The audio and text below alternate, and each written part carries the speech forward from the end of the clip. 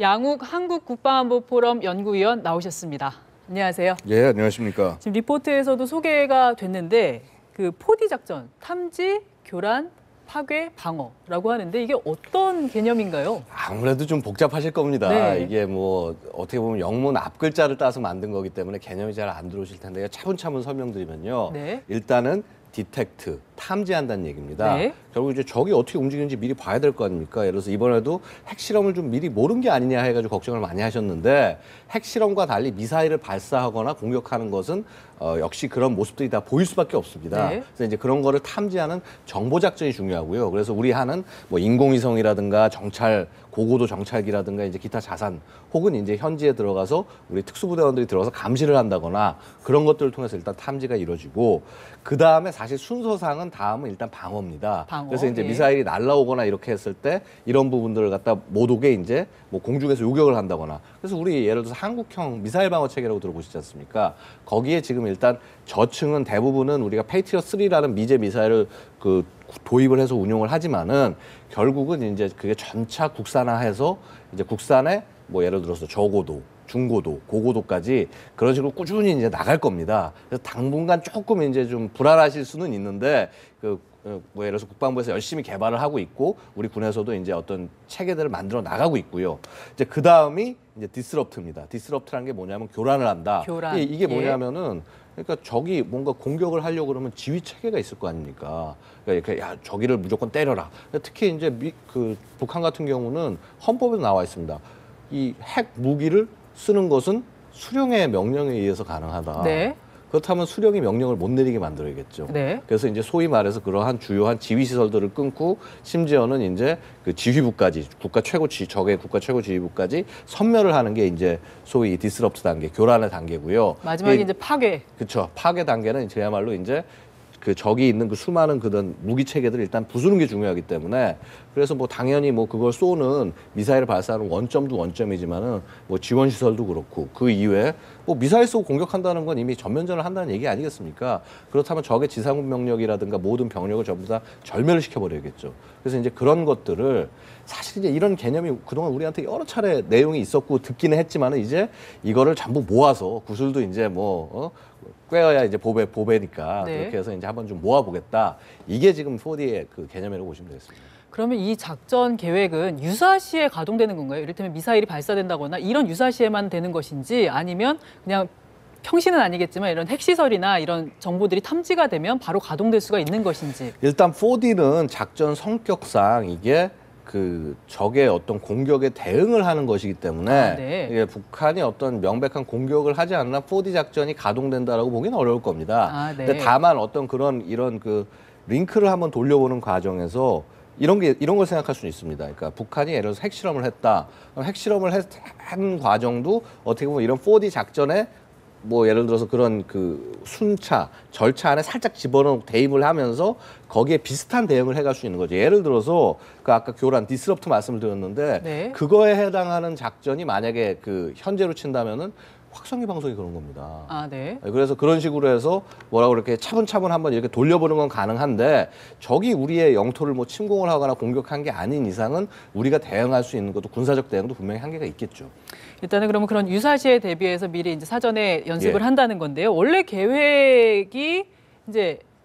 계획보다 일정을 좀 앞당겼다고 하더라고요. 이르면 3월에 이제 키 리졸브 연습 때 예. 이제 연습을 한다고 하는데 이렇게 조기에 실시하는 배경이 뭘까요? 근데 사실 그동안 연습이 없었던 건 아닙니다. 이 4D라는 개념 자체가요. 원래 이제 우리나라에서 처음 얘기가 나오기 시작한 게 2013년 한 11월, 12월 정도에 이제 주한미 사령관이 그 어떤 이제 4D 작전이라는 걸 우리 준비하고 있다라는 걸 통해서 알려진 거고요.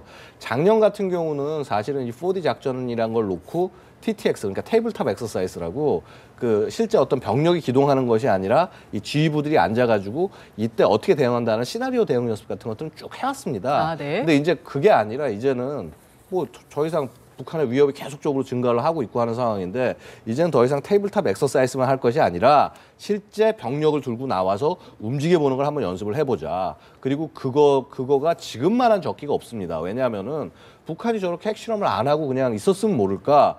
저렇게 핵실험까지 하고 이제 좀 있으면 미사일에다가 이제 핵을 실내 만회하면서 난리가 날 텐데 그럼에도 불구하고 아무것도 안 하고 있다라고 하면 문제가 될 것이고 또한 이렇게 그런 이 4D 작전을 한번 실제로 연습을 함으로써 북한에게 또 압박을 가하는 거죠. 그러니까 일종의 그 군사적인 대북 제재의 일환으로서 조금 땡겨서 가는 걸 수도 있다는 겁니다.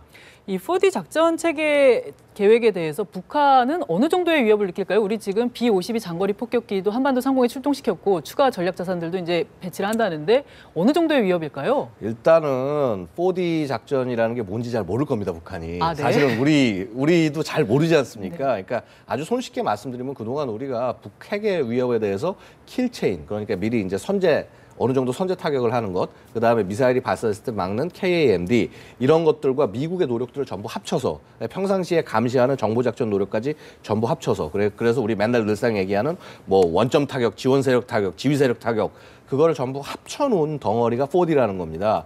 그럼 뭐냐면 북한 입장에서는 예를 들어서 킬체인이나 KAMD 우리가 얘기할 때는 그렇지 않습니까? 뭐 아직 다 완성도 안 돼 있고 2022년에 된다고 그러고 하니까 약간은 좀 얕볼 수 있겠죠.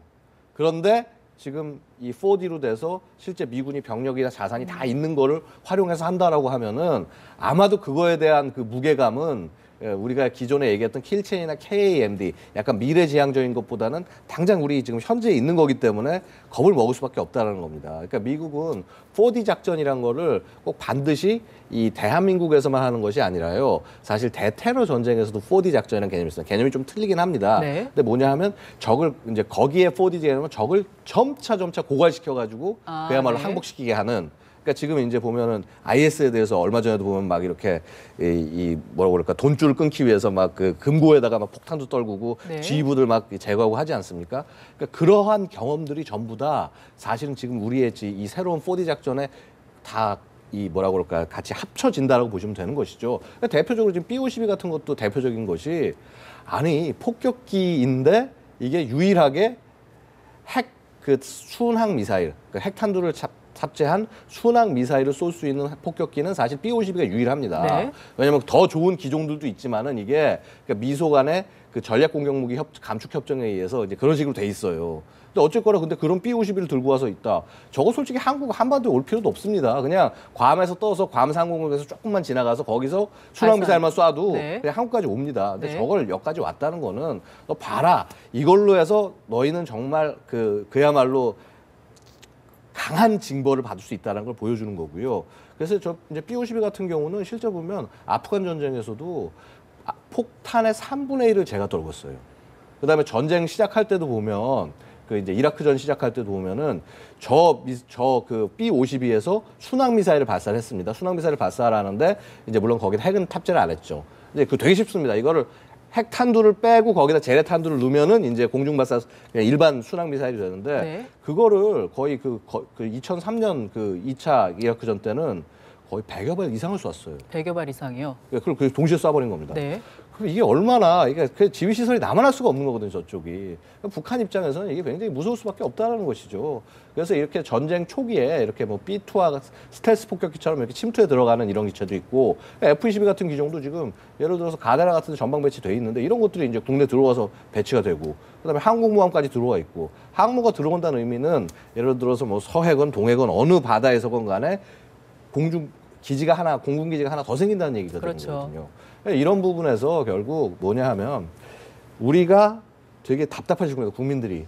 야 무슨 대한민국에 간 나라 무슨 뭐 북한보다 40배 가까이 뭐 국방비 쓰고 돈도 잘 번다는 나라가 북한 핵실험하는데 니들은 고작 한다는 게 확성기나 틀어놓고 해서 앉아서 되게 저 바보 같은 거 아니냐. 그다음에 여태까지 이렇게 핵 개발하고 뭐하고 하는 거 뭐 하나도 못하지 않았느냐. 이런 답답함이 분명히 국민들에게 계실 겁니다. 네. 그런데 결국 뭐냐 하면은 우리는 우리 나름의 비대칭이 있다. 그러니까 그 확성기라는 것 자체도 결국 전쟁에서 되게 중요한 게 적의 심리이기 때문에 이 확성기는 장기로 가면 갈수록 적의 심리를 무너뜨리고 적을 이렇게 좀 힘들게 만듭니다. 그 다음에 거기에 우리가 가진 비대칭 가진 대표적인 게 뭐냐? 한미연합조선 가지고 있는 B-52 같은 것들 그렇고요. 그 다음에 당장 우리가 갖고 있는 전투기들 뭐 F-15K 다 F-15K만 해도 벙커버스터 탄 전부 다 가지고 갈 수 있습니다. 그러니까 결국은 우리도 저들에 비해서 강한 부분이 많다는 거죠. 북한은 일단 좀 조용한 편이에요. 아직 특별하게 반응을 내놓지 않고 있는데 북한이 앞으로 어떻게 대응할지만 좀 간단하게 정리해보면 어떨까요? 자, 일단은 북한은 지금 기회를 철저히 볼 겁니다. 왜냐하면 지금 이제 한미 연합훈련이 좀 있으면 계획이 돼 있으니까 점점 에스컬레이트 될 수밖에 없고요. 그 다음에 또 예를 들어서 좀 있으면 이제 유엔 안보리 제재가 있을 겁니다. 아마도 구체적인 그 어떤 행동은 안보리 제재 직후 정도가 돼서 나오지 않을까. 그리고 그 다음에 안보리 제재 직후와 우리의 그 키 리졸브 훈련, 한미 연합 훈련 그 시작하는 그 사이쯤에 뭔가 좀 강한 움직임, 반발이라든가 혹은 어떤 좀 우리가 생각할 수 있는 다른 움직임들이 있지 않을까. 그래서 사실 그때를 좀 주의해야 될 때가 아닌가 생각이 듭니다. 한두 달 사이에 좀 더 군사적 긴장이 고조되는 상황들이 또 올 수도 있겠군요. 예, 사실은 일정은 그렇습니다, 지금. 알겠습니다. 오늘 말씀 잘 들었습니다. 감사합니다. 감사합니다.